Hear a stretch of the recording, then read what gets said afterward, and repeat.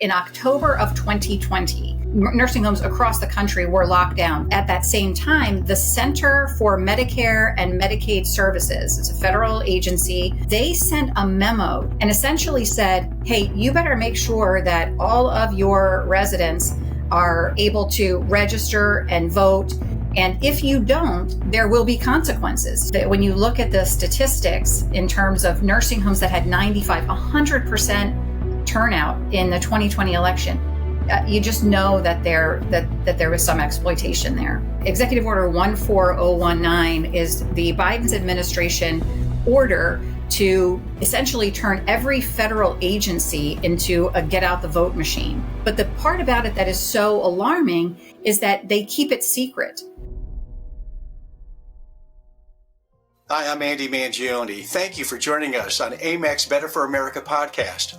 One of AMAC Action's great coalition partners in the fight for election integrity is a wonderful organization called the Election Research Institute. This group just released a paper citing evidence of voter fraud in nursing homes, and I'm happy to welcome to this edition of the Better for America podcast, Heather Honey, who is the Executive Director of the Election Research Institute. Thank you for taking the time to join us, Heather. Hey, Andy, it's great to be with you. We're glad that you're here. Why don't you tell us a little bit about what your organization does? Well, so the Election Research Institute is a nonpartisan, nonprofit organization that is dedicated to mitigating vulnerabilities in the election system. And part of that, of course, is identifying what those vulnerabilities are. And so we do a lot of research into election systems and regulations and rules and how those rules are actually applied in practice, right? So you can have a really good law, but if it doesn't work in practice and it's not, they can't comply with it, then that creates an opportunity for, fraud, errors, et cetera. So we do research, we investigate that stuff. We try to make recommendations for mitigating those kinds of vulnerabilities. And then when that fails, we also do litigation support. And you do this throughout the country. We do. Yeah. I mean, we've really kind of focused on, Georgia, Arizona, Pennsylvania, done some work in Michigan as well. But yeah, I mean, all across the country. Certainly. You've also identified that the hot states in this upcoming election. Heather, let's get right to the paper. Your organization identifies the COVID pandemic as the catalyst for voting irregularities in nursing homes throughout the country. How did this all get started? Well, I mean, when you kind of go back and look at it, I think that you can draw some conclusions, right? In October of 2020, now keep in mind at this point, nursing homes across the country were locked down. Family members could not go visit their loved ones.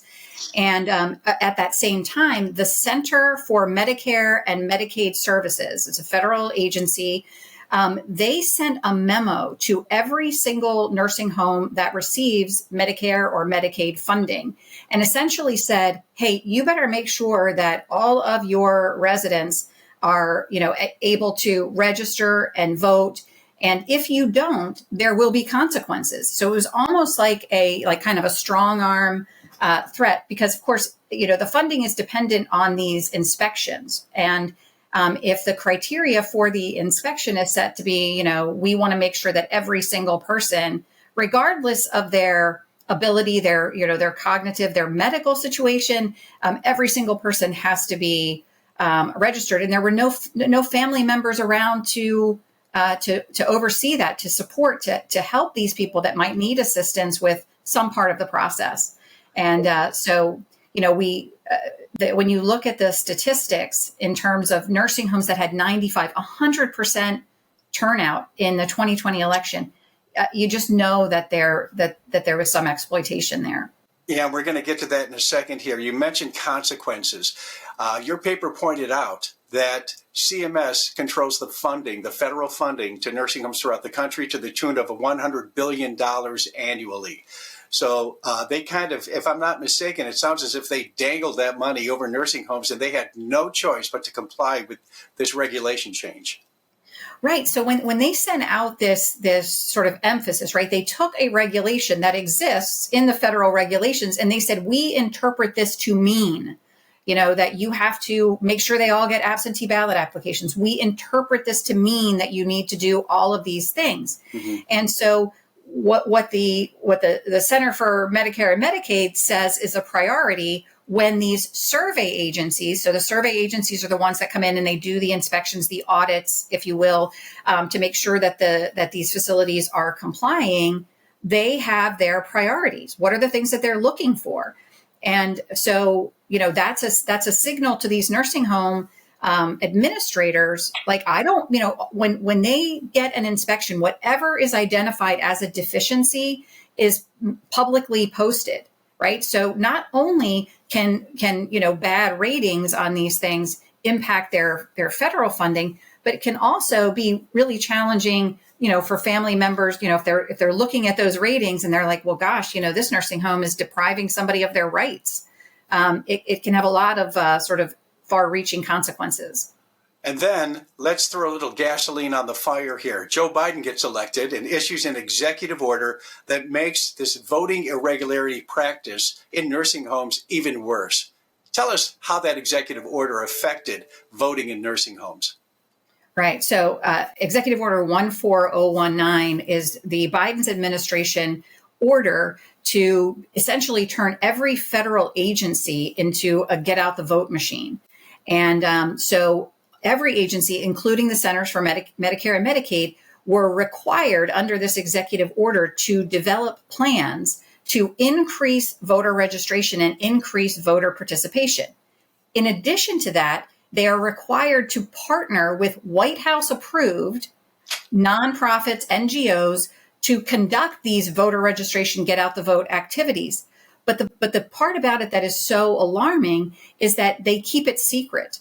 So they will not release the records when the White House has been asked by Congress, by organizations in litigation over right to know. We would like to see these plans. We'd like to know who your White House approved nonprofits are. The White House says, nope, we're not telling.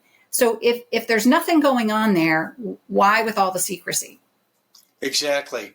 Now, the Election Research Institute's paper outlines startling evidence of senior citizens, nursing home residents being the victims of voter fraud schemes. Share with us and share with our audience what's outlined in your paper. This is really, it's really upsetting.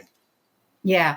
So for starters, we obviously talked about the issues that they found in Wisconsin when Gableman and Eric Hardall did the investigation of the nursing homes in Wisconsin.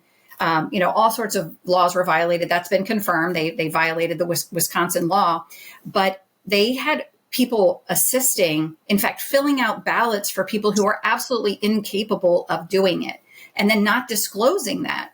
So, if you cannot watch those videos of those families with these people who were, so significantly disabled, and just to realize that they were exploited like that, it's absolutely heartbreaking. In Pennsylvania, for example, we were able to review the absentee and mail ballot envelopes for several counties. And so what we were able to do is sort them by nursing home. And what we found is that some nursing homes had the same person filling out all of the envelopes. And listen, I believe that the vast majority of people that go to work in a nursing home do so because they care deeply about the residents of those nursing homes. But I think that this pressure from the federal agencies to do all of these things, causes, creates a situation where these people are being exploited. They're being taken advantage of. And, again, all you have to do is look at just broadly the statistics on nursing home turnout in the battleground states. Again, to have a facility that has 90, 100% turnout, that just cannot be the case. No, you can't. And you cannot discount the fact that bad actors are everywhere and they're affecting what's going on in nursing homes. So, Heather, what can people do to protect their loved ones from this kind of voter fraud in a nursing home or any long-term care or any other care facility? So I think there's a couple of things that you can do. If you have a loved one in a facility, especially if you are their authorized representative, right? So when when federal regulations allow every nursing home resident at the time of admission to designate a representative. And this isn't people who are, adjudicated incompetent or anything. This is every single person, right? You're going into a nursing home. You want to have sort of your, authorized representative. Those representatives have a lot of authority. And so the nursing home resident, if you have a family member there, tell them you don't want anybody but your representative to assist you, whether it's applying for a ballot, registering to vote, or completing that ballot. That you want to do that for your family member, for your loved one who's in the nursing facility, but have your loved one put that on record, do it in writing. And that way that will serve as a protection, but monitor as well, right? So most states make that information available. You can log in and see if a ballot's been requested, if a ballot has been sent, monitor for that and make sure that you're tracking that for your loved ones. But on a broader scale, I think that we should reach out to these facilities and let them know that when there is a change in rights, that they have an obligation to notify the family. Mm-hmm. So, kind of coming at it at all three of those ways for the family members that are in there. And let's take it a step further. Unfortunately, there are nursing home residents who have no family, who have no friends, unfortunately, or anybody to advocate on their behalf. What about those people? How can we help those vulnerable voters in nursing homes? Yeah. So again, I think there's a lot that we can do in the community. So we all live near, one or two or more nursing homes or long-term care facilities. I like the idea of adopting a nursing home, adopting a long-term care facility, going in there, talking to the administrators and saying, listen, I'm concerned about this. What are you doing? You can advocate at the county level to have your county election officials, be sort of in the facility if your state law allows that, to make sure that that it's not these nursing home residents behind closed doors with who knows who assisting them with a ballot, but instead, actually having this out in the open, at an approved time so that family members can be there if some of these nursing home residents that want to vote can do so.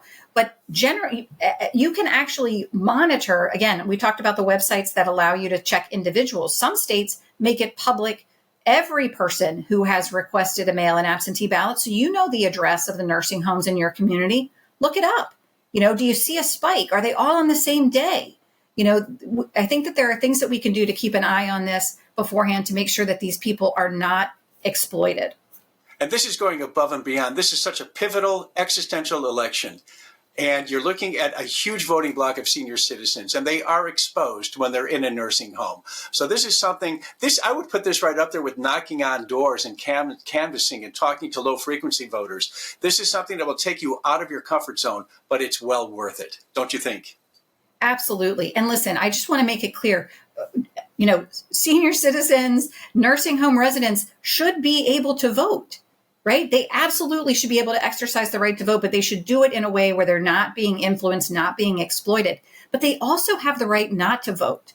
When you see some of these people who are, nursing home residents, 75, 80, 90 years old, have never registered, and somehow they get admitted to a nursing home, and for the first time they're registering and voting, that sort of thing screams of manipulation, and it's really it's really unsettling. It is. There are those bad actors that we were talking about earlier. Now, Heather, you're in Pennsylvania. That's almost ground zero for a battleground state. And there was a recent state Supreme Court ruling that would allow counties to count what the state Supreme Court referred to as misstated mail-in ballots. Now, we all know how important Pennsylvania is in this election, and this appears to be a setback for proponents of election integrity. Is there any recourse to this ruling? Yeah, absolutely. So that decision was in the Commonwealth Court, right? So it will be appealed to the Pennsylvania Supreme Court. And there's reason to believe that the Pennsylvania Supreme Court will come down on the right side of this for two reasons. First of all, they have previously looked at the issue of the dating of ballots and determined that it is actually required in the election code. They could reverse themselves, that's certainly a possibility. But the other thing that I think might weigh into this is that Pennsylvania did not have no excuse mail voting before 2020, right? That was an Act 77 passed at that point. Act 77 has a non-severability clause. So if the Supreme Court were to say that this requirement that they've already said is a requirement in the law to date it is somehow invalid, wouldn't that potentially trigger this non-severability and make Act 77 as a whole invalid and essentially make it go away? I think they would be reluctant to do that and open that door. So I think there's a chance that the Supreme Court will come down on the right side of this, but we'll have to wait and see. Pins and needles. Heather, thank you for spending time with us today, and keep up the great work you and your team are doing at the Election Research Institute. Thanks, Andy. Very welcome. I'm Andy Mangione. Thank you for being with us. We'll see you next time on AMAC's Better for America podcast. The Association of Mature American Citizens is the conservative voice for Americans 50 and older. AMAC is fighting for the values that you hold dear. Join today. Together, we can write the course of America.